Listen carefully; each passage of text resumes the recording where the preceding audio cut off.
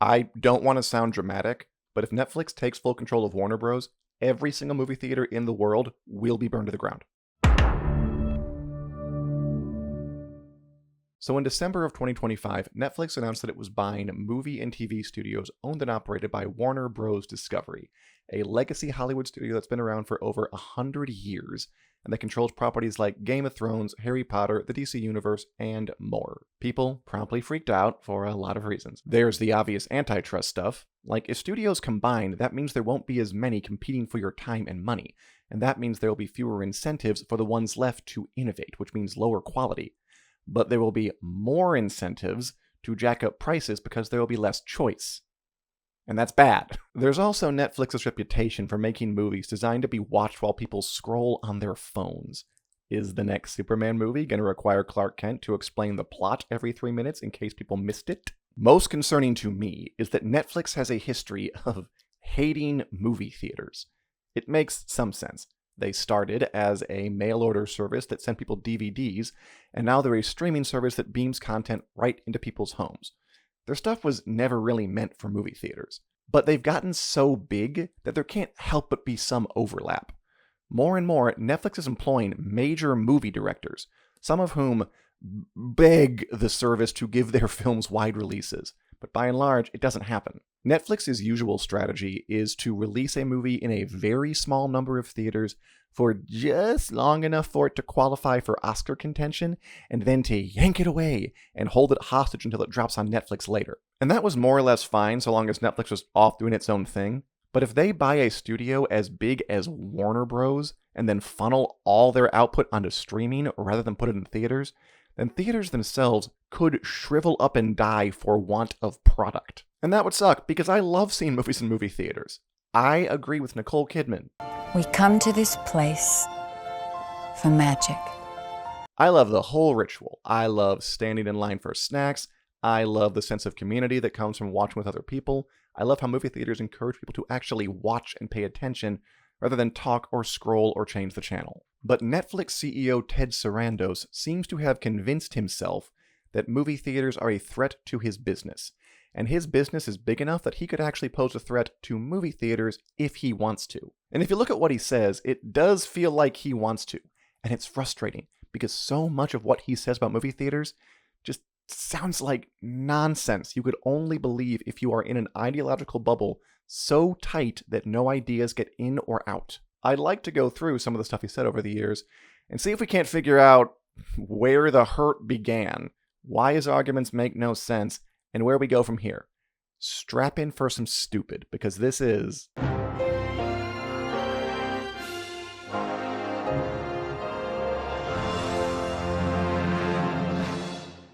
So, it is well established that people are not going to movie theaters as much as they used to. Attendance dropped during the pandemic, and while it's gone up since then, it hasn't reached the highs of 2019, 18, 17. In April of 2024, Ted Sarandos attended the Time 100 Summit and Gala in New York City, where he weighed in on the drop.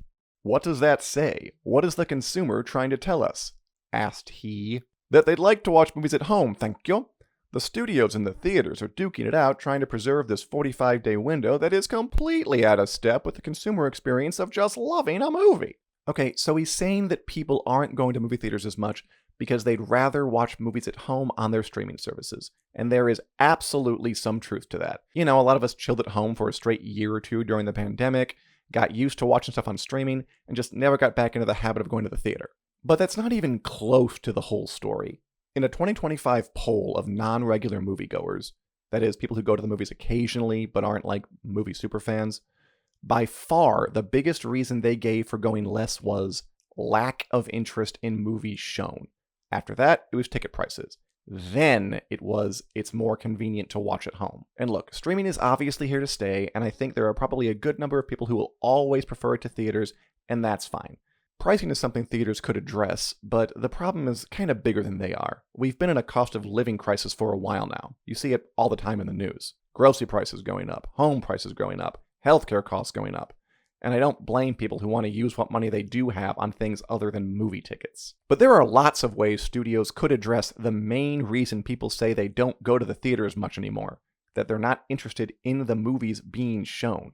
Even if the box office isn't booming like it was before, there have been plenty of hits that could point Hollywood in the right direction. 2025 featured two of the highest grossing movies of all time, Zootopia 2 and Nuzia 2, both animated movies aimed at younger audiences. Family films are popping off at the moment. Hollywood loves trends, so chase that one for a while. Warner Bros., the studio Netflix is trying to buy, had a banner year in 2025. They had a hit with a Minecraft movie, another family film. They had a hit with Superman. They had a hit with F1. And they had a bunch of hits with high-end horror movies like Weapons, Sinners, and Final Destination Bloodlines. If you're looking to draw in a teenage audience, high-end horror is a trend I would jump on. Or look at how anime is blowing up. Both the 2025 Demon Slayer movie and the Chainsaw Man movie were huge hits that attracted younger audiences. So look into that, more of that. A refrain you'll often hear about movie theaters these days is that it's feast or famine. That people turn out for huge billion-dollar tentpole movies, but not for mid-sized or smaller films. And again, there is truth to that, but there are ways around it. Iron Lung, a sci-fi horror movie based on a little-known video game made for $3 million, came out at the end of January and has made back well over 10 times its budget. Iron Lung was written, directed by, and stars the YouTuber Markiplier, who financed it himself. Not because that was his first choice, but because he met with various studio heads who all turned down the opportunity to work with him, which is insane. Can you imagine if you were a studio executive and a YouTuber with 38 million followers, 38 million built-in fans, walked into your office and pitched you a movie they were really passionate about that could be made on the cheap, and you said no? You want to make movies people want to see? Then listen to people who have cultivated huge audiences. There is probably an untapped gold mine in studios taking filmmakers like Markiplier seriously. So there are lots of ways that Hollywood could pivot and make movies people actually want to watch, which would draw them back to theaters.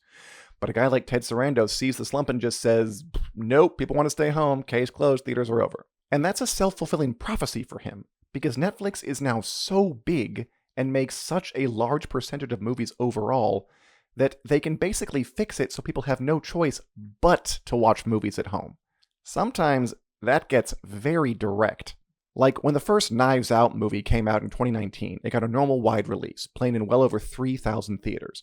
And it was a huge success, taking in over $300 million at the global box office, well beyond its $40 million budget. But then Netflix bought the rights to the franchise and released the sequel Glass Onion straight to streaming. So Netflix bought a movie franchise with huge box office potential and deliberately kept it out of theaters. And Ted Sarandos has the gall to say that people only want to watch movies at home now, as if he didn't fix it so they had fewer reasons to leave. And the even crazier part is that Netflix is screwing itself out of money with this strategy. Netflix actually did release Glass Onion in a small number of theaters, just 600, way less than the original got, and only for 1 week. And the movie still made $15 million at the box office in 2022, even though it was only in a tiny number of theaters for a short period of time with no marketing, with the pandemic fresh in people's minds. Had it been given a normal wide release, it would have been a huge hit. The truth is that when Netflix actually deigns to release movies in theaters, they often do really well. After K-pop Demon Hunters blew up on Netflix, if you have kids in your life, they're probably still singing the songs. Netflix released special sing-along versions in a small number of theaters over a single weekend in August of 2025, and then again for another weekend in October. That brought in $25 million of easy money. When Netflix released the Stranger Things series finale in just over 600 theaters, for 1 day, it made as much as $30 million. Netflix has over 325 million subscribers around the globe, way more than any of the major streamers. It could easily release lots of movies in theaters and enjoy a whole new revenue stream, and release lots of others straight to streaming to build or maintain its subscriber base. But it doesn't do that, because despite what seems like a really good opportunity, Ted Sarandos is convinced that movie theaters are the enemy. He said multiple times that he wants to cut down on the amount of time movies spend in theaters before they're available on streaming, that 45-day exclusivity windows aren't consumer-friendly. But that only makes sense if you define consumers as people who only want to watch movies at home on Netflix. What about the consumers who want the communal experience only theaters can provide? Obviously, Ted doesn't count them. He said that the idea of making movies with theaters in mind is an outdated concept, and that the communal experience of watching a movie in a theater is an outmoded idea. But again, the evidence is just against him. There's actually a study done by entertainment researchers NRG which found that Gen Alpha, that's kids born after 2013, actually prefer seeing movies in movie theaters over watching them at home by pretty decent margins. More than Gen Z, more than millennials, more than Gen X. And that's because, for these kids, things like smartphones and home streaming aren't exciting, because they were born into a world where they were already commonplace. What's exciting for them is physically leaving the house to go to a movie theater. That feels special, that feels unique. They see it as a social experience, something they can do with friends. And you can see this in action all over the place, like in all those videos of kids losing it during screenings of a Minecraft movie last year. And I know that might be annoying to other people who are just there to watch the movie, but first of all, why are you seeing a kid's movie? You're an adult, go see Hamnet. And second of all, just remember what it was like to be an excited 10-year-old and try to be happy these kids have found something they're so passionate about. For a while now, we've seen movies that succeed at the box office by turning themselves into events. The most obvious example is the Barbenheimer phenomenon from 2023, when people were just incredibly entertained that these two movies were opening on the same weekend. People dressed up in their hot pink finest to see Barbie in theaters. They dressed up in 1940s vintage wear to see Oppenheimer, and then they changed between screenings. Barbie ended up making well over $1 billion at the box office, and Oppenheimer, a talky, 3-hour movie about a nuclear scientist with long stretches in black and white, almost cracked $1 billion. You couldn't ask for a better example of the power of movie theaters. But surprise, surprise, Ted Sarandos disagrees. As he told the New York Times with a straight face in May of 2024, both of these movies would be great for Netflix. They definitely would have enjoyed just as big an audience on Netflix. And I'm sure Barbie and Oppenheimer would have been watched if they were on Netflix, but he seems to be in complete denial about the role theaters played in turning these movies into, like, grand occasions. This kind of enthusiasm doesn't happen if everybody is watching at home. Who is there to dress up for? Do you think this guy would have made his own motorized sandworm if he were watching Dune Part 2 in his living room? No, of course not. The point is to be seen. The point is to express your fandom publicly. The point is to feel like you're part of something bigger. And for that to happen, the movie needs to be shown in a public place, like a movie theater. There's no reason to believe that the movie itself is better on any size of screen for all people. My son's an editor. He is 28 years old, and he watched Lawrence of Arabia on his phone. I don't know what Ted Sarandos sounds like, by the way. I don't really care. I feel like I'm sounding sillier as the quotes get dumber. Anyway, that's good for your son, Ted. He's free to watch that on his phone. But Lawrence of Arabia was famously filmed in 65mm, so it could be shown on the biggest screens possible. And yes, there are people who won't care about that, but there are others who want to see it that way, because despite what you may think, it is a different experience watching a movie on a giant screen versus a tiny rectangle. Okay, we've gotten to my favorite dumb thing that Ted Sarandos says, and I want us to savor it. So at that Time 100 Gala, Sarandos admitted that going to the theater wasn't outmoded for everybody, just for most people. If you're fortunate enough to live in Manhattan and you can walk to a multiplex and see a movie, that's fantastic. Most of the country cannot. Okay, this one's a doozy, because he's implying that unless you have a movie theater within walking distance of where you live, going isn't a realistic option for you. Ted, I am very excited that I get to be the one to tell you about a fantastic invention called the car. We've had them for over 100 years now, and we have a lot of them here in the US, like about 4 for every 5 people. Almost no one has more cars per capita than us. Much of our infrastructure is built around them, the roads are reliable, and people can drive cars to where they want to go.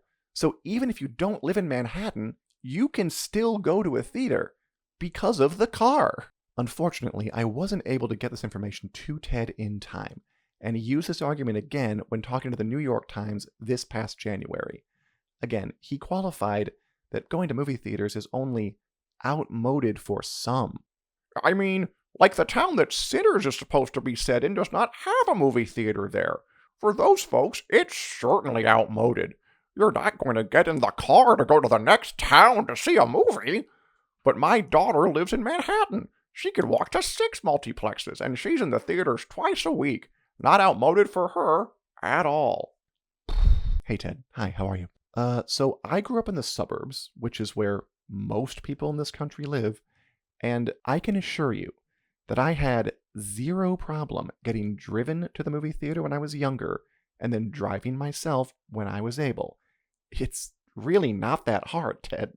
Like, I'm sure your daughter is very nice, but you can't just ask her what's up in place of doing market research.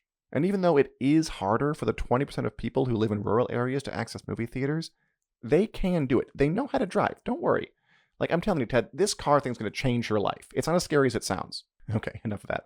This is very stupid. It's very obvious to me that Ted Sarandos would prefer that people stay home and watch movies on Netflix because he makes money when people stay home and watch movies on Netflix. But instead of just admitting that, he's out here sounding like a doofus. He's acting like showing movies anywhere but on the streaming service he owns isn't consumer friendly. He's pretending like Barbie and Oppenheimer's success had nothing to do with people wanting to see it in theaters with other people. As for whether he's a liar or a moron, I think it's a bit of both. I think he's lied so often to himself and to others that he's acting like a moron. I think there are a lot of people out there who don't really base conclusions on facts. I think they pick and choose facts to support whatever conclusion they've already jumped to. And if there are no facts to support the conclusion, they'll just make some up. We all do this sometimes. It's very human. But Ted Sarandos does it over and over on a grand scale in public. He wants his business to thrive, and he's jumped to the conclusion that in order for that to happen, theaters must go. When he sees Netflix movies succeed in theaters, he's not interested in taking it further. And pretty soon he's inventing alternate realities where people in the most car-crazed country on Earth can't be bothered to drive 20 minutes. This is not the man I want controlling one of history's greatest movie studios. And as it happens, there is another option.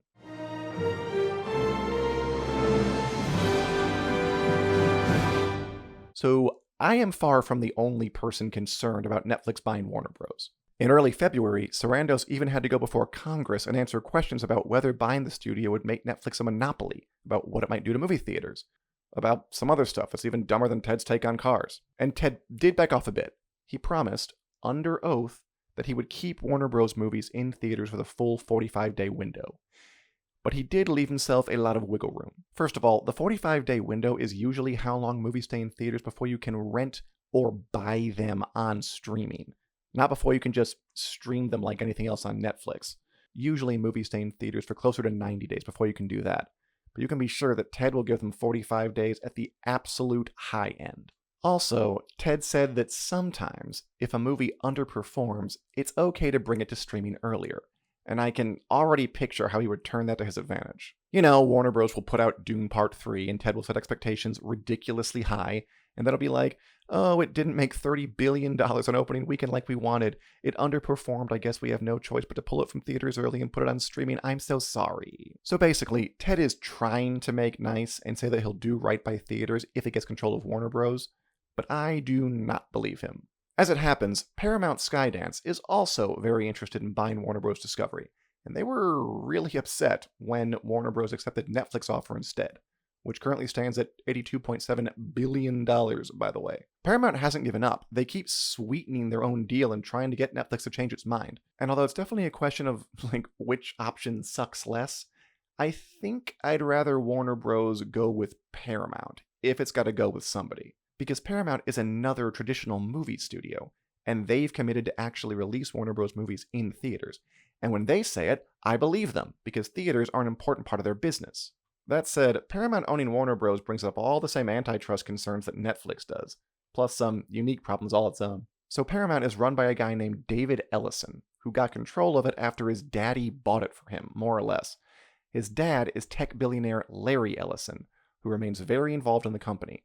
And Larry Ellison happens to be a huge donor and supporter of President Donald Trump. After they got control of Paramount, the Ellisons installed a Trump loyalist at CBS News, where it seems like her main job is making sure coverage of Trump is as favorable as possible, rather than, reporting the news. So the fear is that if Paramount buys Warner Bros would basically just become a propaganda arm for Trump. And parts of it definitely would. CNN would be in a lot of danger. If I were Warner Bros, I wouldn't accept any deal that didn't spin it off. But I'd expect the movie and TV studios to mostly be left alone. Trump is weird.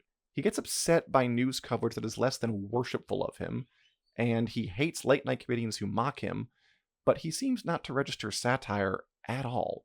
Like, his buddies the Ellisons control Paramount, but they haven't made any move to stop airing South Park, which I think mocks Trump harder than any show on TV. And look, eventually, cross your fingers, Trump will no longer be president, and hopefully will be replaced by someone who isn't as, nakedly corrupt, and who respects the freedom of the press. And when that happens, the Ellisons won't have marching orders to follow, and we can all relax a little bit. I honestly think there's more chance of that happening than there is of Ted Sarandos changing his stupid opinions about movie theaters. Although, to be clear, the best option would be for Warner Bros. To remain independent. The people who run these companies, they call themselves capitalists, but capitalism requires competition, and all they want to do is hoover up everything in sight until it's all just one huge corporate blob. The all-new Verizon Chipotle Exxon, proud to be one of America's 8 companies.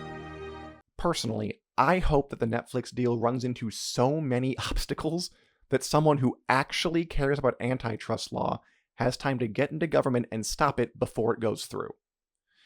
But that probably won't happen, so enjoy movie theaters while you can.